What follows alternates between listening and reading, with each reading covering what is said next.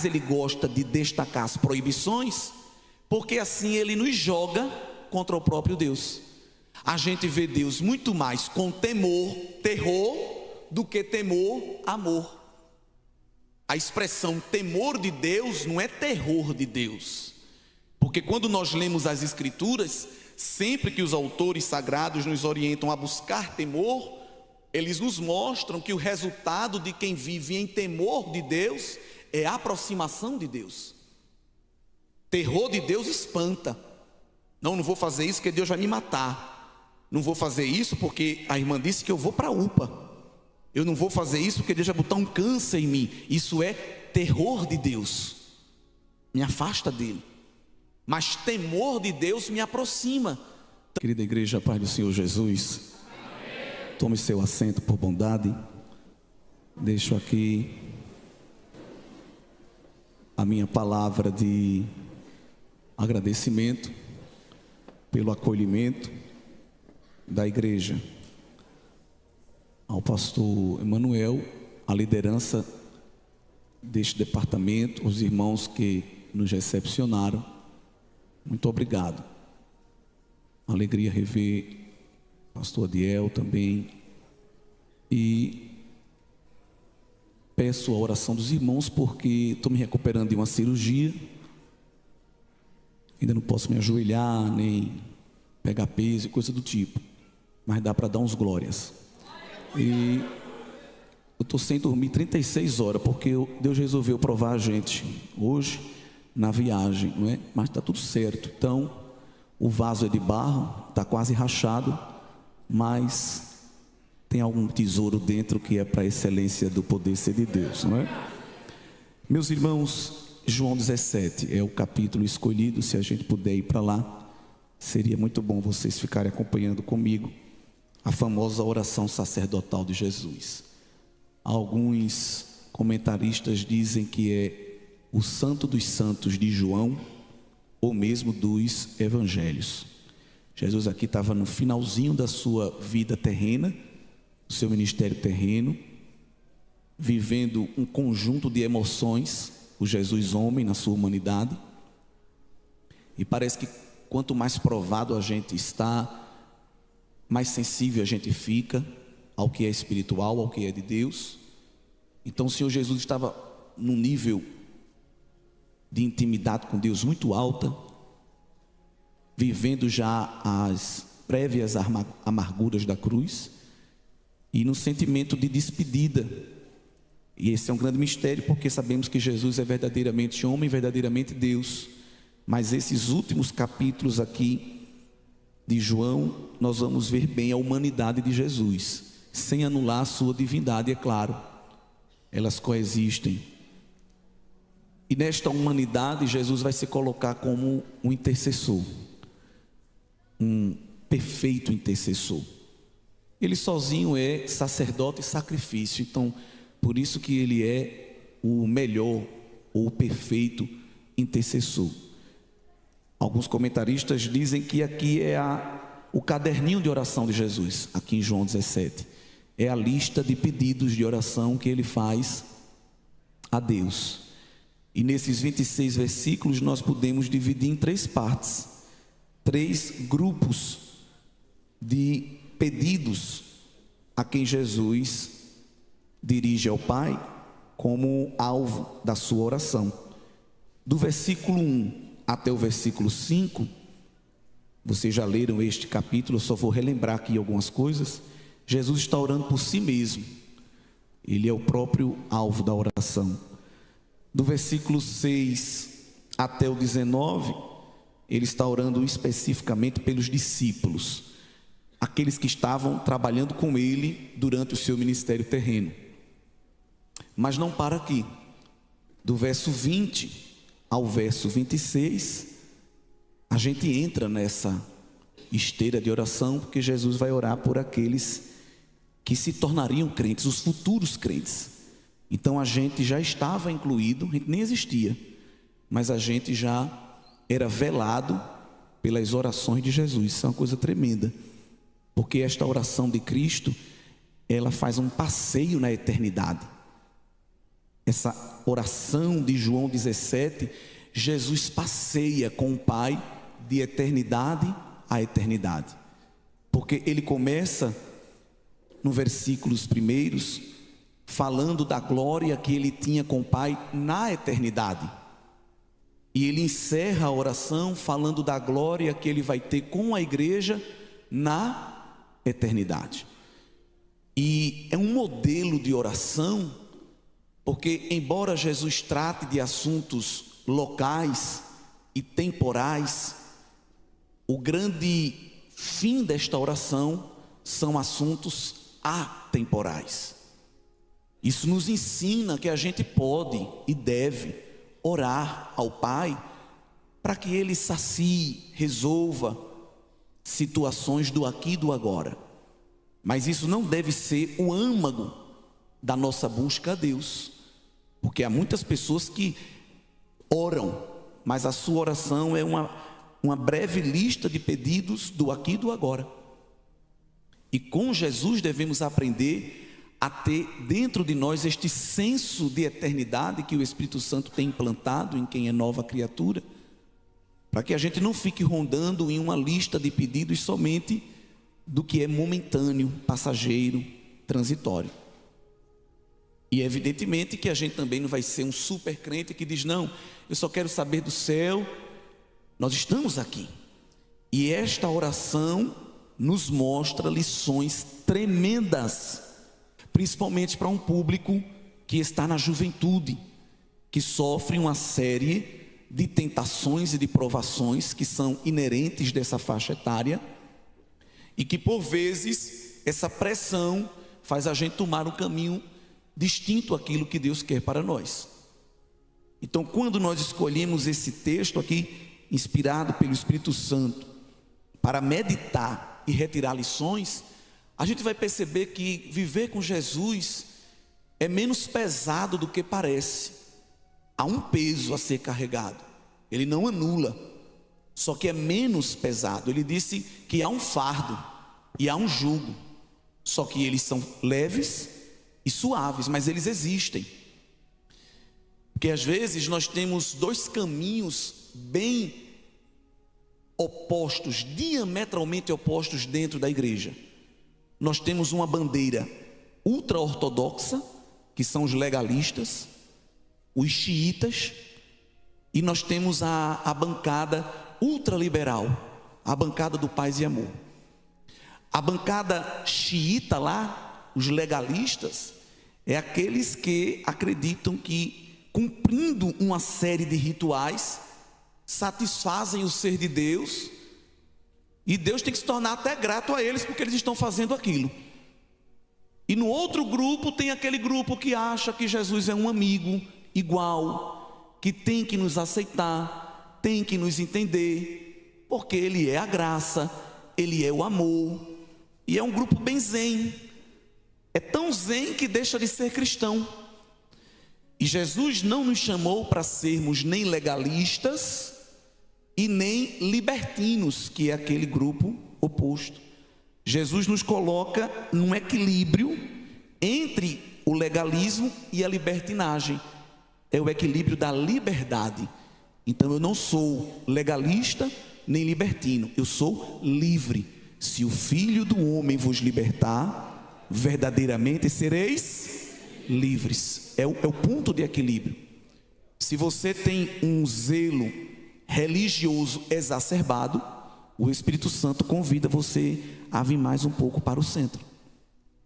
Se você acha que Jesus veio para quebrar tudo, desarranjar tudo, e às vezes pega até versículos com uma interpretação equivocada, não, Jesus mesmo disse que não veio julgar.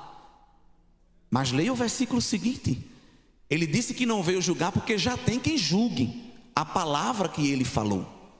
Não, Jesus disse que não veio revogar a lei, né? Ele veio cumprir a lei. Os legalistas, sim, mas calma, Jesus está dizendo ali que veio cumprir a lei, não no sentido de executar os 613 mandamentos de uma maneira ritualista. Cumprir ali tem um significado de completar. O que a lei não conseguiu fazer, Jesus veio fazer por ela. Então tem que ter cuidado, porque às vezes levantamos essas bandeiras em nosso meio e usamos até textos bíblicos de maneira desarticulada. É por isso que é importante em momentos como esse, para a gente sentir o gozo da presença de Deus, mas também ouvir a palavra, porque ela vai arrancando as escamas dos nossos olhos, vai aguçando os nossos ouvidos, vai temperando o nosso entendimento, e a gente vai ficando um crente que equilibra bem o racional e o emocional. A gente sente, se arrepia, arregalha o olho, rodopia, mas também a gente entende, compreende, porque o Evangelho do Senhor, ele gera em nós um alargamento de entendimento, a famosa metanoia. O mundo diz que nós somos os cabeça fechada, mas quem se arrependeu é o verdadeiro mente aberta, que tem a sua visão alargada para entender as coisas de Deus. Então aqui em João 17, Jesus nos mostra um desejo de aplicar em nós essa verdadeira liberdade. Só que liberdade sem responsabilidade vira libertinagem. Muita atenção nisso. O fardo e o jugo é suave e leve, mas há algo para ser carregado, algo para ser feito. Há algo da vontade de Deus para ser satisfeita. Então o Senhor Jesus vai nos ensinar que há uma liberdade, mas acompanhada de responsabilidades. Há uns privilégios, mas eles são acompanhados de algumas exigências. Não são muitas, e é um grande mistério a gente entender isso, porque talvez por uma questão cultural na igreja, e mais particularmente a Assembleia de Deus, e eu posso falar assim como vocês, porque nós somos dela, então não estamos falando de alguém, estamos falando de nós mesmos. Culturalmente nós criamos uma ideia de santidade como algo muito envolvido a proibições, listas do que não se deve fazer. Santidade está mais relacionado a proibições, ao não, não, não.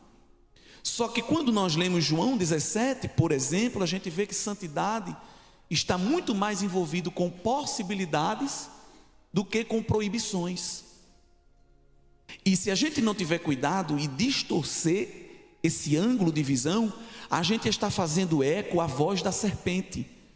Porque quem gosta de destacar as proibições em detrimento das possibilidades é Satanás. Quer uma prova disso? Podemos ir lá para o capítulo 3 de Gênesis. Vocês conhecem, só estou relembrando. Ora, a serpente era mais astuta que todas as alimárias do campo que o Senhor Deus tinha feito. E esta disse à mulher, olha o início do diálogo. Não é assim que Deus disse? Não comereis de toda árvore do jardim? O que é que ela está destacando aqui? Não, proibição. Interessante que vai continuar o diálogo. Veja a pureza de Eva.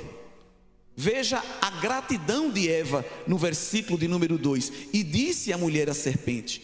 Não, Deus disse assim: do fruto das árvores do jardim comeremos, mas do fruto da árvore que está no meio do jardim, Deus disse: não comereis. Então a serpente chegou destacando proibição. Rapaz, eu ouvi Deus falando que não pode comer este fruto. Eva ainda estava na pureza de um relacionamento com Deus, disse não. Ela destacou a possibilidade, não. Deus disse assim: pode comer todos os frutos, menos esse. Então observe que quando Deus começa a interagir com o homem, o desejo de Deus não é destacar proibições, porque relacionamento com Deus não é um fardo. E o apóstolo João disse: irmãos, os mandamentos de Deus não são pesados. Mas tem pessoas que estão dentro da igreja, servindo a Deus, como se estivesse ainda numa corrente, num jugo. Não pode, né, irmão? Não pode, não pode, não pode, não pode. Ele está fazendo mecanicamente, sem relacionamento, sem desfrutar da essência do que envolve aquilo, sem perceber, dando eco à voz da antiga serpente. Satanás, ele gosta de destacar as proibições, porque assim ele nos joga contra o próprio Deus. A gente vê Deus muito mais com temor, terror, do que temor, amor. A expressão temor de Deus não é terror de Deus. Porque quando nós lemos as Escrituras, sempre que os autores sagrados nos orientam a buscar temor, eles nos mostram que o resultado de quem vive em temor de Deus é a aproximação de Deus. Terror de Deus espanta. Não vou fazer isso porque Deus vai me matar. Não vou fazer isso porque a irmã disse que eu vou para a UPA. Eu não vou fazer isso porque Deus vai botar um câncer em mim. Isso é terror de Deus. Me afasta dele. Mas temor de Deus me aproxima. Tanto que Salmo 25 diz que o segredo do Senhor é para os que o temem. Não é para os que têm medo, terror, os que se espantam. Mas quem tem temor, temor amor, temor reverência, temor devoção, resulta em segredo com Deus, intimidade, relacionamento. É impossível ter intimidade com Deus se não houver temor de Deus, temor amor, temor devoção. Tu vai fazer isso? Não, eu não vou, porque desagrada a Deus. E como eu quero agradá-lo, não é fácil não, mas eu estou me esforçando, então eu não quero. Um grande teólogo disse que a razão do pecado é simplesmente quando nós amamos mais a nós do que a Deus. Toda vez que a gente peca, a gente está amando mais a nós do que a Deus. E qual é o slogan pós-modernista que percorre aí todas as sendas seculares? Ame-se a si mesmo, valorize-se, não é? As pessoas conseguiram distorcer o primeiro mandamento, que é amar a Deus sobre todas as coisas, inclusive você. Todas as coisas, inclusive você. E ame ao seu próximo como a si mesmo. Primeiro Deus, segundo o próximo, se sobrar alguma coisa eu. Porque Deus foi feito para ser honrado, amado, reverenciado. As pessoas a gente ama e as coisas a gente usa. A gente distorceu tudo. A gente ama as coisas, usa as pessoas. E Deus, se é que Ele existe, eu não estou interessado nele. Então, cuidado para não ficar se valorizando tanto e se tornar o seu próprio Deus. Porque quem valoriza-se mais a si do que a Deus, anda no caminho de Satanás. Que olha para Deus e diz, por que essa adoração toda para Ele? Que é isso? Cadê a democracia? No reino dos céus não tem democracia. Deixe para os partidos políticos da terra. O reino de Deus é uma monarquia absoluta, onde Ele está sentado no trono, rege o dominador, e nós somos os seus súditos adoradores, que nos prostramos diante da sua presença. Louvado seja o nome do Senhor. Então é muito perigoso quando a gente encontra uma pessoa na igreja, não, mas eu me amo, eu me valorizo. Excesso de autovalorização pode terminar em pecado. Pode terminar em pecado. O evangelho do Senhor Jesus não é uma busca para a autovalorização, mas é uma busca para a autonegação. Quem quer vir após mim, aceite-se a si mesmo. Mostre esse dragão que está aí dentro. Tire esse gigante para fora. Não. Quem quiser vir após mim, negue-se a si mesmo. E quem está mandando a gente se negar, deu o exemplo. Porque Ele não teve por usurpação ser Deus, antes aniquilou-se a si mesmo, tomando a forma de servo, e achado na forma de homem, foi obediente até a morte, e morte de cruz. Pelo que Deus o exaltou soberanamente, e lhe deu um nome que é sobre todo nome, ao qual se dobrará todo joelho no céu, na terra e debaixo da terra, e toda língua confessará: Jesus Cristo é o Senhor, para a glória de Deus Pai. Então quem está mandando fez primeiro. Então nós temos que entender que o caminho do evangelho é um caminho, evidentemente, de possibilidades que andam ao lado de algumas proibições. Mas o que nós devemos destacar são as possibilidades. E como Jesus está fazendo aqui no João 17 uma lista de pedidos para Deus, Ele também está fazendo aqui uma lista de estoque do que Ele dá para os crentes. Tem um pacote de bênção de Jesus para nós aqui em João 17. Se a gente for fazer uma exegese mesmo, uma hermenêutica, que ficar vários meses só estudando aqui, a gente vai encontrar muito mais possibilidades do que proibições. E quem está falando aqui é Jesus, não é nem Paulo, Pedro ou João, é o próprio Cristo. Aqui tem muito mais lista de coisas que a santidade me dá do que coisas que a santidade me tira. Eu só vou destacar algumas, porque você já sabe, eu só estou relembrando. Primeira coisa que Jesus dá para a gente, versículo 2, Ele disse que recebeu poder para nos dar a vida eterna. A primeira coisa que Jesus tem para dar. Jesus não veio para realizar o sonho da casa própria, porque a Caixa Econômica faz isso. Jesus não veio trazer para você a pessoa amada. Lá tem uma mulher que faz isso, lá no meu estado tem o nome dela nos muros, você paga uma quantia e ela traz a pessoa amada. Mas a mesma que dá, depois tira. E vocês estão entendendo o que eu estou falando. Mas Jesus não veio para isso, não veio lhe dar uma carreira, um cargo no concurso público. Isso aí você corra atrás e busque com as habilidades que Ele já lhe deu. Se Ele não nos der mais nada, versículo 2 já é suficiente para a gente sobreviver aqui e por fim na eternidade, não é? Segunda coisa que Jesus deu, que a gente gosta muito, verso 8: porque lhes dei as palavras que me deste. Como foi que Jesus venceu Satanás? Mateus 4, palavra. Quando Satanás disse: rapaz, tão fraquinho, está tão tristinho, ninguém veio te ajudar, tu não é filho de Deus, transforma pão em pedra. Ele chegasse atrasado, Satanás, porque tu estás olhando para o meu corpo, esqueceste de ver a alma. E quem disse que eu estou com fome? A minha alma está cheia da palavra do Pai. E quando a alma está boa, o corpo é obrigado a caminhar com ela. Louvado seja o nome do Senhor. Palavra. E a palavra de Deus é suficiente. Então a gente já tem vida e a gente tem a palavra. Esta palavra que é pão, que é fogo, que é água, que é martelo, que é espada, que é mel, é suficiente. Mas não para por aí. Tem outra coisa que Ele deu para a gente, que só Ele tem, é a verdadeira. Versículo 13, Ele diz ao Pai: olha Pai, eu estou orando aqui para que eles tenham a minha alegria completa. Porque a dele é completa, porque não depende de um drink, não depende de um trago, não depende de trilha sonora, não depende de paisagem, glória, não depende de batuque, não depende de chocalho, não depende de carteira cheia, de conta gorda. A alegria dele é perene, é perpétua, não tem data de validade, glória a Deus. Aí fora alguém precisa montar o cenário para ter alegria e ainda assim não conquista. No cristianismo não. Qual foi a trilha sonora da cela lá de Filipos? Qual era o jogo de luz que tinha lá? Qual era o frigobar que tinha na cela do cárcere em Filipe, que Paulo e Silas foi colocado? Nem luz tinha, nem circulação tinha. Levaram tudo. Tiveram que deixar relógio, carteira, levaram até pedaço das costas.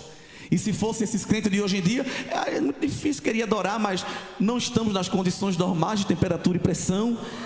Vamos esperar a poeira baixar e a gente volta a adorar. Não, um olhou para o outro. Olha, quem tem alegria completa não depende das condições. Aleluia. Não depende do contexto geopolítico. Glória. Vamos adorar, Paulo, vamos adorar, Silas. E no meio de adoração teve terremoto, teve efeito sobrenatural, teve milagre, teve salvação. Alegria completa. Se a sua alegria depende de uma barra de chocolate, de um pote de açaí, de uma série da Netflix, acabou minha série, meu Deus, como é que eu vou viver agora? Eu acho é bom que acabou, para você descobrir onde está a fonte da verdadeira alegria. Ainda mais aquelas séries que acabam o contrato e a história não termina. Eu amo, porque a verdadeira história que você tem que saber, ela não está inacabada. Glória a Deus. Verdadeira alegria. Ah, porque eu queria tanto aquilo. Não, eu preciso tanto daquela chapinha, eu preciso daquele carro, eu preciso daquela camisa. Não precisa, porque se precisasse, Ele já tinha provido. Ele disse: olha, o que haver de comer, de beber e de vestir é responsabilidade minha. Faça só a minha obra, que eu cuido de vocês. Em relação a isso, não porque eu preciso, irmão. Você não precisa. Se você precisar, Ele vai trazer. Glória. Fica tranquilo. Aleluia. Mas o que a gente precisa, Ele dá a vida eterna, nos dá a palavra, nos dá alegria. Já está bom ou não? Mas ainda dá mais. E não tem ninguém aqui que merece, a começar de mim. Mas Ele está dando. Vamos ver mais uma coisa que Ele dá, irmão, e só Ele pode dar. E Ele não costuma dar, porque há um texto que diz que isso aqui Ele não dá a ninguém, mas isso aqui Ele dá à igreja. Vê que mistério. Versículo 22. E eu dei-lhes a glória que me deste. Glória. É o reflexo Porque a gente sabe, é muito rico esse texto. O Pai é Espírito.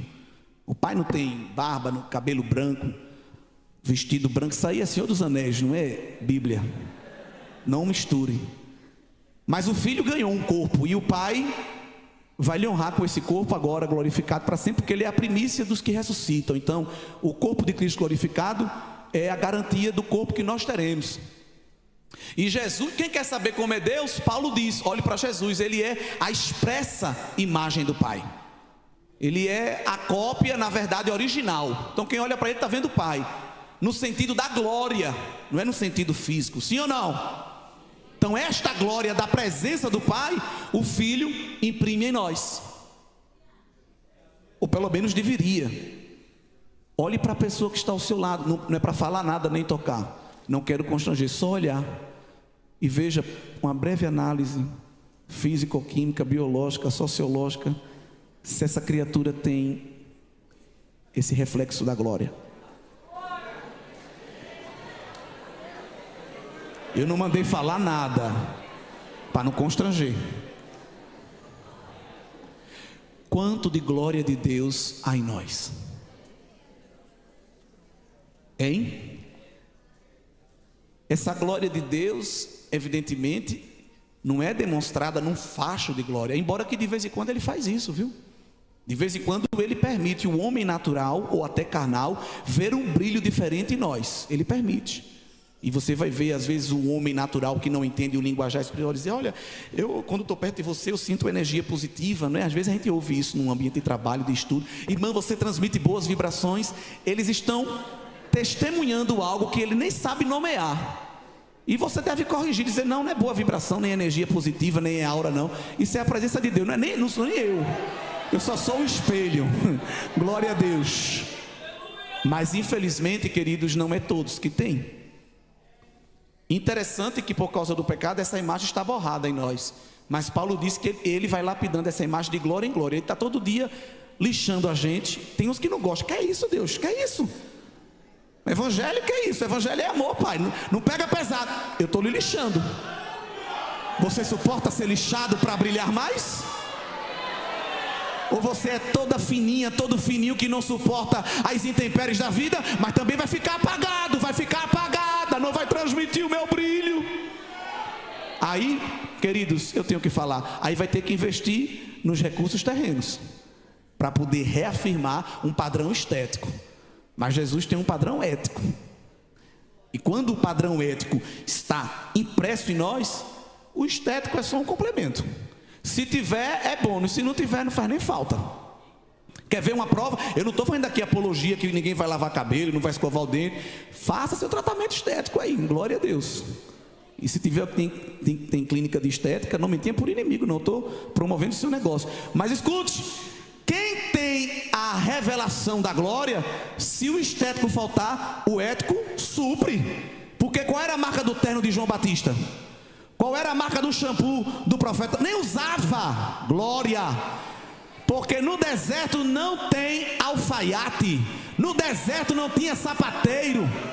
No deserto não tinha nem iFood. Mas o profeta, quando abria a boca, alguém dizia, o que é isso?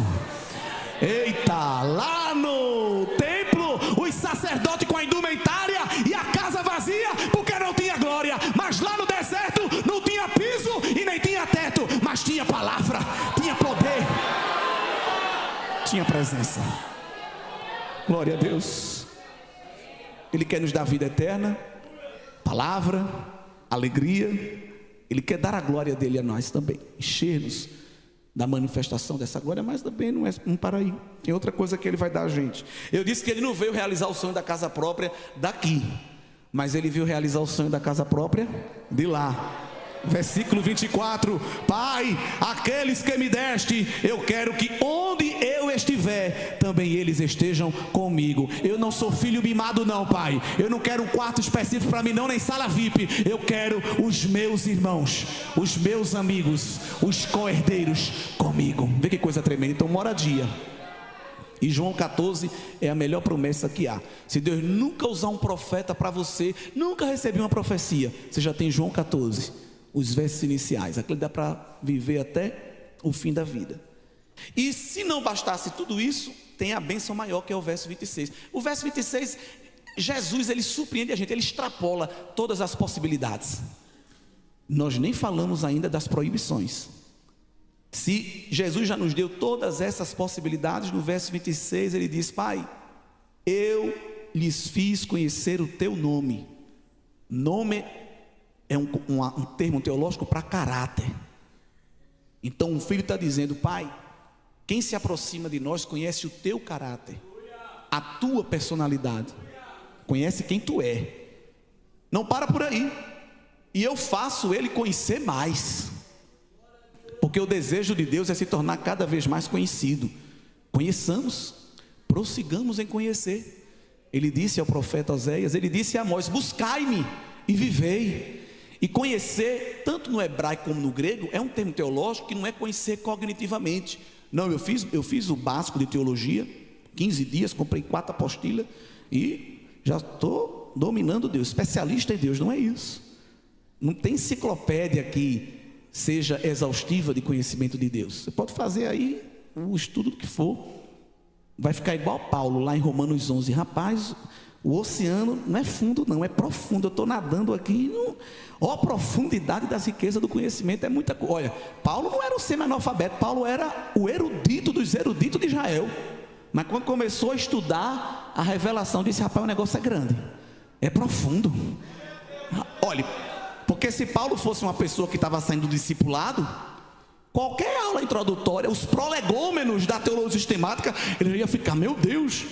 Mas Paulo era substituto de Gamaliel, tirava as escalas de Gamaliel. Não vai poder dar aula não, eu dou no lugar dele. E quando começou a estudar as grandezas de Deus, ficou boquiaberto e disse: rapaz, ele é grande mesmo, tudo é dele, tudo é por ele e tudo é para ele. Glória pois a ele agora e eternamente, amém, aleluia. Então o desejo de Deus é que a gente se relacione, tenha intimidade.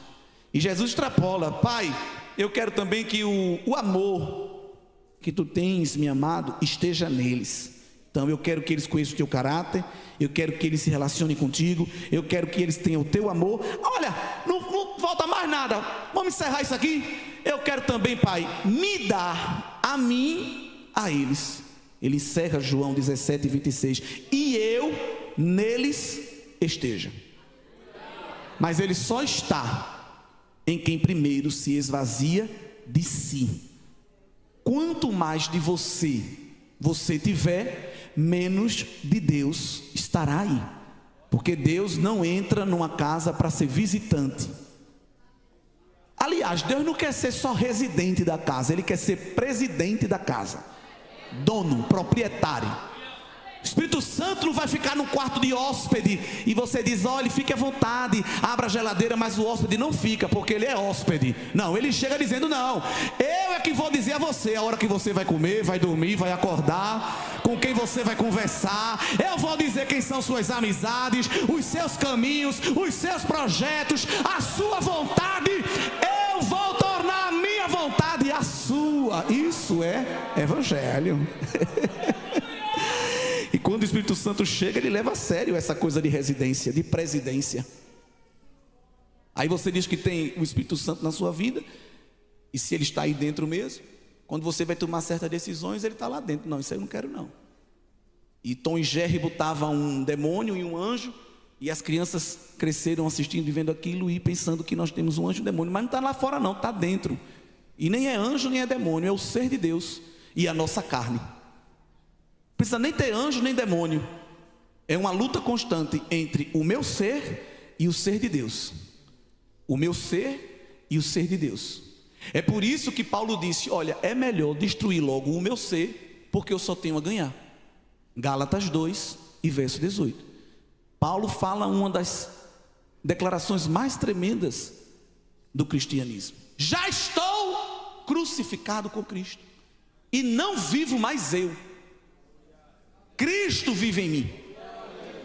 Paulo não disse assim: eu sou um defunto, não. Ele disse: olha, eu vivo, mas a vida que agora eu vivo na carne, eu vivo na fé do Filho de Deus. Eu não tenho mais vontade, eu não tenho mais desejos próprios. Ele é que me comanda, Ele ordena, Ele é que coordena, porque Ele me amou e Ele se entregou a si mesmo por mim. Então o sangue dele foi a moeda com a qual Ele me comprou, me adquiriu. Então eu não posso mais pegar um batom e pintar na minha barriga meu corpo, minhas regras. Que corpo? Teu? Deixou de ser lá na cruz. Interessante que Paulo parece que estava pregando para as feministas do dia de hoje, porque Paulo, como era muito inteligente, às vezes usava um tom irônico nas suas cartas, e ele está falando para um grupo de adultos: meus irmãos, vocês não estão sabendo não da novidade? Que novidade, apóstolo? Que o corpo de vocês não é de vocês não. Oxe, não é não, é não. Apaga esse batom aí da barriga, bote uma roupa direito, e a bandeira que tu tem agora não é essa não. Lá na cruz fostes comprados por bom preço, glorificai a Deus no vosso corpo. Eu glorifico a Deus no espírito, irmão, porque Deus é espírito. Não, tem que glorificar no corpo, viu? Porque se Deus não quisesse o corpo, a gente era só alma aqui essa noite, só alma. Cadê as almas? Vieram, não dá para saber, que não dá para ver. Dá um glória aí, alma. Ia ficar assim, ó, o culto de almas penadas. Deus não quer só alma não. Paulo, escrevendo aos Tessalonicenses, disse: e o Deus de paz vos conserve plenamente irrepreensíveis todo vosso corpo, alma e espírito, até a volta dele. Ele vai vir buscar espírito, alma e corpo, porque é dele, é dele. A sua voz é dele, seu intelecto é dele. Essa força que você malha na academia é todinha dele, você tem que usar para ele. Todo conhecimento que você coloca nos seus neurônios é para ele. Porque eu estudei, porque eu fiz, porque eu tenho 15 idiomas, eu tenho 9 pós-graduação, eu tenho 120 MBA. Pronto, está glorificando a Deus? Se não está, considere como esterco, porque a sua vida deve ser canalizada para refletir a glória de quem? De Deus. E aí, quando nós vamos entender que o caminho da santidade é um caminho de possibilidades, aí fica melhor viver. Porque quando o diabo disser assim: eita, tu não pode fazer sexo antes do casamento. Rapaz, mas o que eu ganho por tomar essa decisão é uma alegria indizível, não é um prazer momentâneo. Quando o diabo diz: eita, rapaz, você não pode tomar uma bebida disso ou daquilo. Não, eu estou satisfeito, eu estou bebendo das águas cristalinas do Ribeiro do Espírito. Isso aí, meu amigo, tem garrafa de uísque que dê conta. E aí a gente observa como muda o ângulo. A gente não vai ficar mais olhando para a proibição, salivando. Eita Deus, não, aquilo nem faz cosquinha mais. E de maneira profética eu digo aqui, como um servo de Deus, que certas tentações que lhe oprimem, você honrando a Deus, resistindo, vai chegar a um nível que isso nem vai mais lhe tentar. Porque isso é uma promessa de Deus: resistir ao diabo e ele fugirá de vós. Você crê, irmão, que o diabo fica cansado de tentar certos crentes? Sabia disso? Ele não perde tempo, porque primeiro ele não é onipresente. Então ele tem uma organização que ele faz uma escala, não sei como é, que eu não sou especialista em demônio, mas ele faz uma escala para tentar, ele manda os seus representantes. Mas o apóstolo disse, toda vez que ele ia, ele disse: não, rapaz, não posso perder tempo mais não. Essa criatura aqui está resistente, está convicta, e não adianta não. Coração cheio do Espírito Santo, pode bater quem quiser na porta, você nem olha no olho mágico, porque quem era para estar lá dentro já chegou, é o Espírito Santo. Então não interessa quem está lá fora. Agora, se a casa está vazia, qualquer batida na porta, qualquer tocada de telefone, quem é? E aí onde mora o perigo. Queridos irmãos, santidade é isso, é desfrutar das possibilidades, embora que isso exija responsabilidades. O apóstolo João mostra que o nosso relacionamento com o mundo é um relacionamento hostil, e Jesus reconhece muito bem isso. E aqui na oração sacerdotal, em relação ao mundo, ele vai também nos dizer algumas verdades. Primeiro, no verso 6, é nos dito que o Senhor, ele nos tomou para si. e nos separou do mundo. Esse é o significado, né, etimológico, teológico para a palavra santidade, é separação. E no verso 6, nós somos os homens que foram tirados do mundo e dados a Jesus. Só que o verso 11 e o verso 14 revela que nós ainda estamos no mundo. Esse mundo aqui não é o mundo cosmos, apenas o mundo natureza, é principalmente o mundo sistema babilônico, sistema do anticristo, que domina, que se opõe a tudo que é de Deus. Jesus está ciente de que nós ainda estamos no mundo, mas não pertencemos a ele. Qual é o efeito disso? Verso 14: somos desprezados e odiados do mundo, mundo sistema. E João, ele entende muito bem isso, porque na sua primeira epístola universal, ele vai nos ensinar que o mundo não nos conhece, capítulo 3, verso 1. O mundo não nos ouve, capítulo 4, verso 13, e pior, ele ainda nos diz no capítulo 13, verso 13, o mundo nos aborrece, nos odeia, e Jesus já tinha dito isso nos evangelhos também, que porque nós somos de Cristo, porque servimos a Cristo, o mundo nos odeia. E aqui tem uma coisa muito interessante, porque nós fomos chamados para amar, inclusive o mundo, mas o mundo quem? Humanidade, não sistema. E é interessante que do mundo sistema e do mundo humanidade, nós só recebemos ódio, porque o mundo sistema usa o mundo humanidade para nos desprezar. Só que o Pai quer que nós demonstremos o amor dele para com o mundo humanidade e a rejeição dele para com o mundo sistema. Só que tem crente que inverte. Tem crente que parece que dá uma de doido, de não, tem que amar, irmão, tem que amar. Só que ele ama tanto o mundo. E aí João diz: quem ama o mundo, o amor do Pai não está nele. Aí é bronca, irmão, entendeu? Então nós temos que entender que este amor é o amor de salvação, porque também Deus amou o mundo, é o texto áureo da Bíblia. Só que qual foi o mundo ali que Deus amou? O mundo, humanidade. E amou como? Para ser amigo, meu best, papai te entende, você só faz o que eu não gosto, só faz o que não presta, mas papai te ama, porque a minha graça é maior do que tudo isso. Não, papai não fica passando a mão dizendo que ama, não. Papai está olhando e dizendo: você vai para a condenação eterna. Se você continuar assim, você está destinado para o caminho das suas escolhas, que é o caminho de morte. Agora eu lhe amo, estou lhe dando meu filho, se arrependa, dê ouvido ao meu evangelho. Então o amor de Deus é amor para salvação. Agora quem recebe o amor salvífico, aí vai desfrutar do amor intimidade, amor relacionamento, amor segredo de Deus, revelação de Deus. Só que o mundo inverte, o mundo quer o amor, revelação, intimidade, porque o camarada não sabe o que é a vontade de Deus, não obedece à vontade de Deus, não aparece numa igreja, não lê a Bíblia, não faz nada, mas não, Deus é meu pai, sou filho dele. Coloca-se no patamar que nem Deus reconhece. Menino, não sabia nem que era tudo isso. Mas para desfrutar do amor relacionamento, primeiro temos que passar pelo amor salvífico. E é interessante que Jesus entende que esse amor, ele se desenvolve na esfera mundo. E aí ele faz uma oração tremenda para o Pai, porque ele diz assim: Pai, eu não estou pedindo para que o Senhor tire eles do mundo, mas que o Senhor os livre do mundo.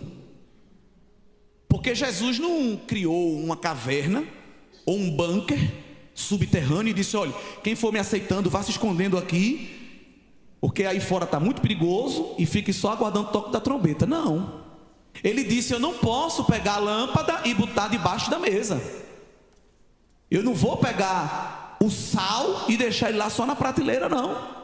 Eu quero misturar vocês aí. Só que eu quero misturar vocês com o mundo, para vocês transformarem o mundo e não serem por ele transformados.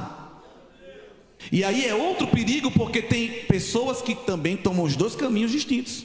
Os legalistas dizem: não, não sou do mundo, não posso nada do mundo. Eu não vou estudar que eu vou me corromper, não posso estar na faculdade, que a faculdade tem muita ideologia, senão eu vou ficar mesmo, é melhor ficar aqui, olha, chamando Jesus de Jesus, mas ir para o céu. Calma, Jesus não disse nada disso. Não vou trabalhar, vou viver da obra, Pai, na dependência, porque se eu entrar ali para trabalhar como balconista, eu posso me desviar, misericórdia, é melhor ficar aqui. Não, irmão, calma. Jesus ainda não levou a gente não, Ele quer a gente aqui para fazer a diferença. Nós não somos espiões secretos do céu, nós somos embaixador, e embaixador está lá no território. Pedro disse que nós somos peregrinos em terra estranha, estamos de passagem, mas estamos passando, não é? Então não pode ficar escondido, criar uma colônia de férias, uma sala de espera, e fica todo mundo aqui, nessa sala VIP, enquanto o mundo aí se acaba. Não, Jesus disse: Pai, não peço, verso 15, que os tires do mundo, mas que os livre do mal.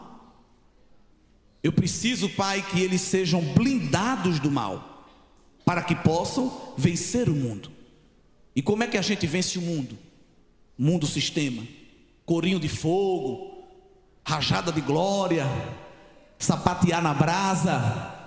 Não, a gente vence o mundo. João ensina: todo que é nascido de Deus vence o mundo. Então a vitória não está em nós. A vitória que vence o mundo é a nossa fé, a fé salvífica, a fé no Filho de Deus. Então quem toma Cristo como Senhor e Salvador vence o mundo sistema. E como é que o mundo sistema labuta para derrubar todos nós, pastor, bispo, arcebispo, membro da igreja, novo convertido, o que for?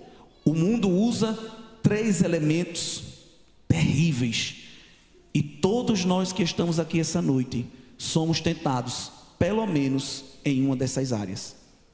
Primeira epístola de João, capítulo 2, versículo de número 16. Dá para a gente ler todo mundo na sua voz, já que tem telão? Está na NVI aí, ó, melhor ainda. Vamos ler como está no telão, todos juntos? Pois tudo que há no mundo, o desejo da carne, o desejo dos olhos e a arrogância da vida, não provém do Pai, mas do mundo. Trocando em miúdos, carne, busca desenfreada pelo poder ou apego ao que é material. Trocando em miúdos, poder, dinheiro e relações sexuais ilícitas.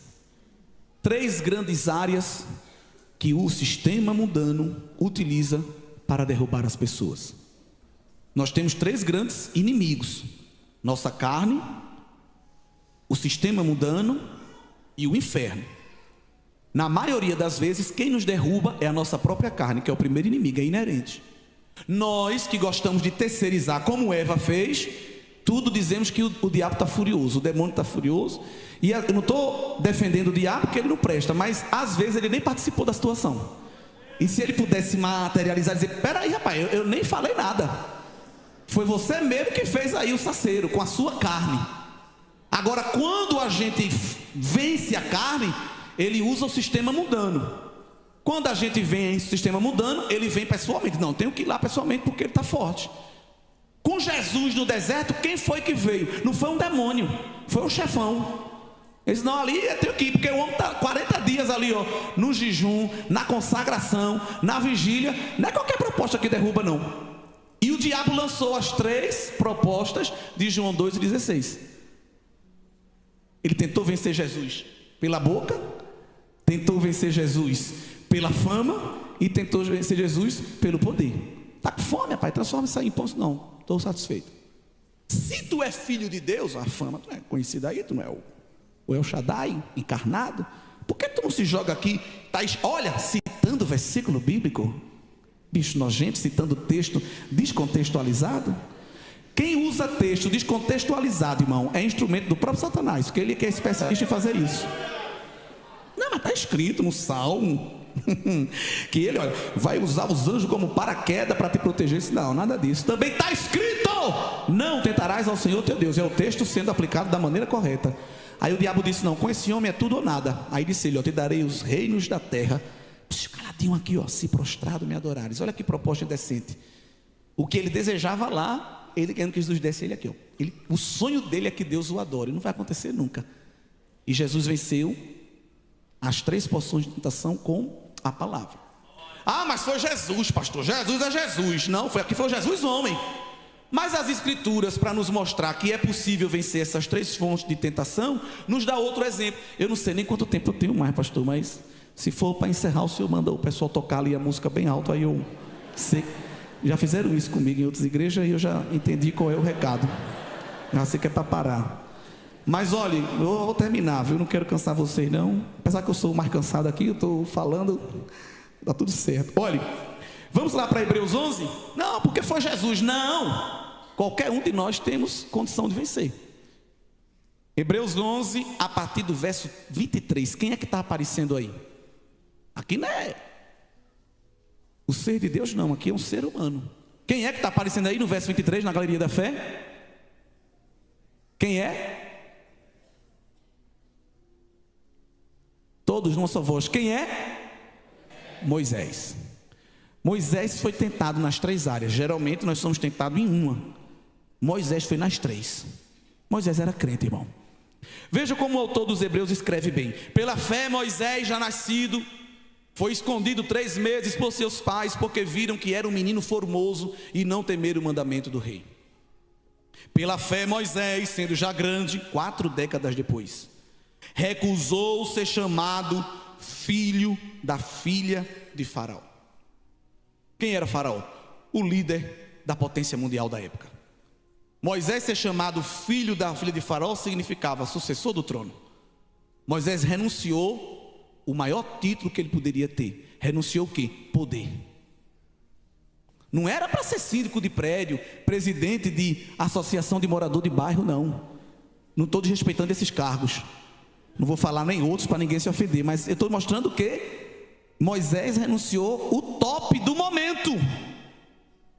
E renunciou por quê? Para receber tudo em volta e dupla honra. Nada disso, que Deus não trabalha com barganha de toma lá da cá, feira de troca-troca. Ele renunciou ser chamado filho da filha de Faraó, verso 25, para em lugar disso ser maltratado com o povo de Deus. Porque tem gente que diz, não, Deus, eu abro mão, mas está aqui minha contraproposta. Quem é tu, Caco? Caco de barro. Não é isso. Moisés renunciou poder. É interessante que o texto continua dizendo que ele preferiu por um pouco desfrutar deste prazer, que é o gozo do pecado, como o autor sagrado fala, que é passageiro. Ele preferiu as maiores riquezas, que é o vitupério de Cristo, o sofrimento de Cristo, do que os tesouros do Egito, porque tinha em vista a recompensa. O gozo do pecado aqui é a expressão para os prazeres da carne. Vamos falar de um Moisés, filho da filha de Faraó. Ele tinha acesso ao harém de Faraó. Era o sonho de qualquer homem da época. Moisés teria à sua disposição a mulher que ele quisesse, mas ele disse, não, eu prefiro ser maltratado do que por um pouco de tempo ter o gozo do pecado. E Moisés também abriu mão da terceira fonte que às vezes derruba pessoas, riqueza. Sendo filho da filha de Faraó, teria acesso às contas bancárias, ao tesouro do Egito, mas abriu mão dos tesouros do Egito para em contrapartida receber o sofrimento de Cristo, porque ele percebia que sofrer com Deus é maior riqueza, porque via de longe, diz aqui o final do texto no verso 26, tinha em vista, e a expressão grega aqui é via de longe, avistava lá embaixo o galardão, a recompensa. Porque se nós esperamos as coisas de Deus para aqui e para o agora, somos os mais miseráveis dos homens. Mas a nossa bendita esperança, ela nos joga lá para frente. Alguém está chorando porque algo lhe subtraiu aqui, mas nós estamos nos alegrando porque algo está sendo adicionado lá na eternidade. Não ajunta tesouro aqui, porque ladrão rouba, a ferrugem corrói, a traça consome, mas lá não sofre com o câmbio, não sofre com a inflação, porque são riquezas eternas que o Senhor tem reservado para nós. Onde está o teu coração, aí estará o teu tesouro. Não, irmão, mas o senhor não sabe, eu não vivo sem esse sapato. Eu não vivo. Eu não vivo sem essa chapinha, irmão. Eu não vivo sem esse pet. E aí você vai vendo a lista, hoje aparece de tudo. Eu não vivo sem esse papagaio. Eu não vivo sem esse videogame, irmão. É como se fosse a salvação dele. Ele briga até. Ele perde até as estribeiras se alguém lhe subtrair aquele objeto, aquela porção. Mas quando o nosso coração está totalmente preenchido pelo ser de Deus, todo o resto é resto. Porque quem já tem a alegria, as palavras, a vida eterna, a morada, conhece o caráter de Deus e desfruta da glória, o resto é resto. Está chorando por causa de migalhas, se Ele já te deu o pão? Está chorando por causa de refrescos, se Ele já abriu as fontes cristalinas para descedentar a tua alma? Está chorando porque alguém disse: eu não gosto de você, se todo dia Ele te chama de bem-aventurado? Está chorando porque se você tem o Deus, a gente canta direto, mas é dobrar a esquina, ela não gosta de mim, eu soube que falou mal de mim, eu botei uma foto, não deu like, me deu um dislike, por quê, Deus? Meu filho, vai aprender com os profetas que sofreram antes de vós. Deixa de chorumela, deixa de mimimi, pega a tua cruz e carrega, porque se permaneceres firme, no final trocarás ela por uma coroa. Louvado seja o nome do Senhor Jesus. Nesta noite, o Senhor está nos relembrando listas de possibilidades, porque Ele quer, queridos, no meio desta grande multidão, eu não conheço vocês, estou vendo pela primeira vez, mas o Espírito Santo, que é o dono da igreja, Ele conhece. Há níveis de intimidade ainda muito superficiais aqui, em alguns corações, e Ele quer aumentar esse nível. Você está vivendo uma experiência terceirizada, você está vivendo com Deus a partir da experiência de alguém, mas Deus quer ter a experiência própria entre Ele e você, você e Ele. Ele vai deixar de ser o Deus dos teus pais para ser o teu próprio Deus, porque Ele era assim. Ele conversava com Abraão: Abraão, o mistério é contigo, a providência é contigo, eu vou te envolver no meu manto. Quando Isaac nascia: Isaac, eu sou o Deus do teu pai e também sou o teu Deus. Quando Jacó nascia: é o Deus de meu pai. Não, eu fui o Deus de Abraão, fui o Deus de Isaac e também sou o teu Deus, Jacó. 400 anos depois, Moisés, no ciclo de oração no Sinai, ele desceu e disse: eu sou o Deus de Abraão, o Deus de Isaac, o Deus de Jacó, mas também quero ser o teu Deus, quero ter intimidade contigo, quero me revelar. Qual foi a última vez que ouvisse a voz de Deus diretamente? Qual foi a última vez que sentisse a presença de Deus verdadeiramente na tua vida? Frequentas cultos, frequentas programações, mas o Senhor, Ele quer frequentar é o teu coração, Ele quer frequentar a tua alma. Aleluia! Há uma novidade de Deus para nós aqui esta noite. Quem renuncia os prazeres do aqui e do agora, começa a desfrutar das delícias da eternidade. Já agora, já tem a amostra grátis de Deus. Aleluia! Há prazeres guardados para a igreja no dia final, mas o filho é tão generoso que pediu ao pai autorização: deixa eu ficar dando uma amostra grátis, deixa eu pingar lá uma gotinha neles todo dia. As bênçãos estão guardadas para o porvir, mas ele pediu ao pai: vamos mandar o Espírito, pelo menos o Espírito Santo, deixa ele ficar lá com eles, como penhor, como garantia, como selo de que há algo melhor, de que há algo maior. Quando você sente essa presença, quando você sente essa alegria, é o Senhor dizendo: fica firme, renuncia, abre mão, porque o que eu tenho preparado para ti é muito maior, é muito melhor, é eterno. Fiquemos de pé esta noite. Eu quero orar por você.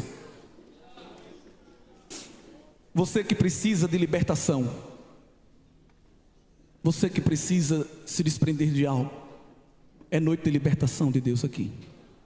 Não tem corredor de sal, não trouxe nenhum sabonete de descarrego para entregar para vocês, não tem feijão do milagre, nem galho de coentro pingando água, mas a palavra de Deus é aquela que nos santifica. E conhecereis a verdade vos libertará. Fecha os teus olhos por bondade. Se desprende do aqui e do agora, se é que você consegue, por alguns momentos, neste silêncio solene, porque às vezes Deus quer um momento assim, só a gente e Ele. Senhor Deus e Pai, muito obrigado por este dia, muito obrigado por este momento, muito obrigado, Senhor, por este santo ajuntamento. Vidas preciosas estão aqui neste santuário, vidas compradas por Ti, e Tu sabe, Deus, quais são as nossas fraquezas, Tu sabe quais são as nossas lacunas, Tu sabe, Deus, quais são até os nossos embaraços, mas que a espada da Tua palavra, o bisturi da Tua palavra, vá cortando de nós, arrancando de nós o que não Te agrada. Opera a libertação, Deus, aqui esta noite. Desprende de nós aquilo que nos impede de ter uma intimidade. Desprende de nós o que bloqueia a manifestação da Tua glória. Levanta, Deus, cada vez mais nesta igreja, nesta cidade, uma multidão de testemunhas fiéis da Tua palavra.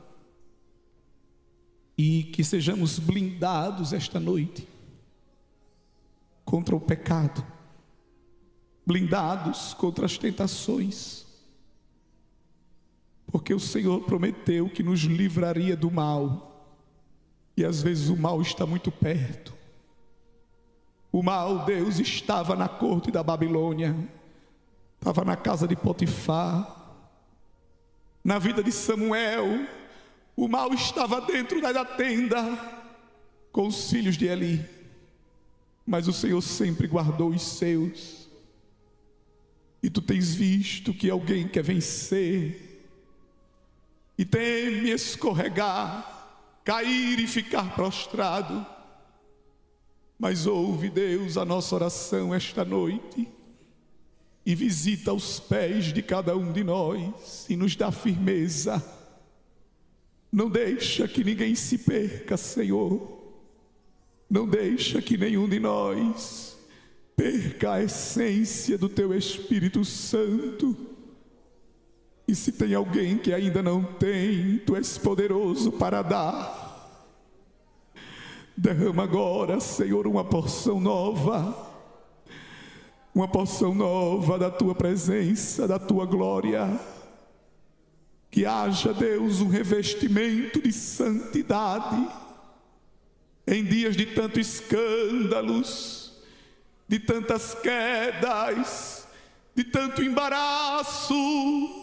Mas há, Senhor, na terra um povo zeloso de boas obras, o povo adquirido, um sacerdócio, uma nação santa. E o diabo não toca naquele que está na Tua mão. Afugenta o nosso inimigo esta noite, Senhor. Afugenta as raposinhas que querem invadir o Teu jardim. Afugenta as aves de rapina que querem subtrair a oferta do altar. Recebe livramento de Deus. Olha a Deus te escondendo no pavilhão secreto dele neste derrepre alforgminai. Alabará sobre derga, sobre mite alforga. Olha a Deus te levando para o esconderijo do Altíssimo. Olha a Deus te circundando com muro de fogo. Ele disse para Israel: eu sou muralha de fogo ao teu redor. Olha a Deus acendendo as labaredas da proteção espiritual. Olha Deus afugentando morcego, coruja, serpente que quer entrar no teu jardim e cirandar com o bosque. Mas o Senhor está dizendo: não, o jardim é fechado, a fonte é selada, é manancial puro, é prado pra varachanarabia prederá sobre a fa. Abre a tua mão e recebe pureza. Eu, Deus, estou restituindo pureza na mente. Alguém perdeu a pureza por causa do pecado, mas eu, Deus, ainda tenho tição tirado do fogo que purificou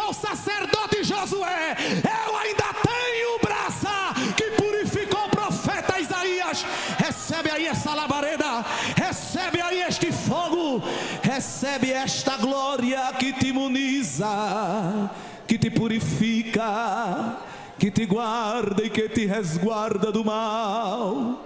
Há uma chamada de Deus para a tua vida, há um ministério para ser confiado, há uma tarefa para ser exercida, e o inimigo das nossas almas não vai manchar tua voz, não vai manchar tuas vestes.